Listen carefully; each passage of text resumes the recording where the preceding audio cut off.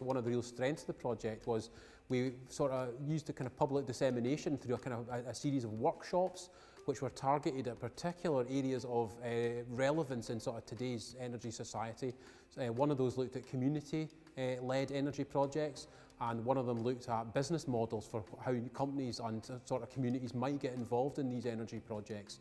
So from ongoing research, we know that communities can be very influential in both reducing energy demand and also generating renewable energy at a local scale. Because although there's engineering solutions, there's definitely much a sort of a people element to these projects, and they're often led by communities. The workshops that we've held have been particularly useful in doing that. They've not only brought together researchers and academics with different backgrounds and interests, but also brought in industry, policymakers, other stakeholders, and got their perspectives as well. And I think that's been a really valuable part of the HiDEF experience.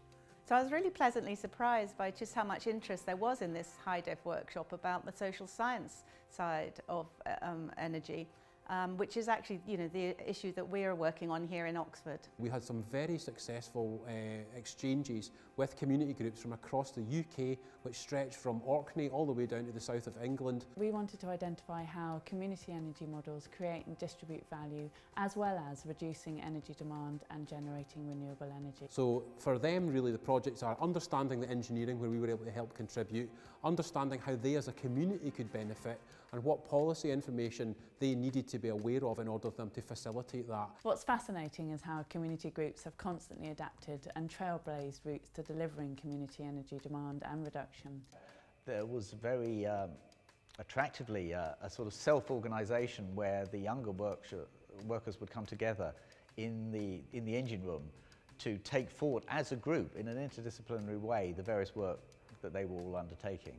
So the engine rooms were a very useful part of the programme. These were meetings where the PhD students could come together and just talk about what they'd been doing over the wide range of disciplines which we were all looking at. And I think it's fair to say that when they arrived, they thought, well, community energy, it sounds like a really nice idea, but it's not going to work, is it? I think partly due to Ruth Main's very informative and inspiring talk about how community energy has worked in West Oxford.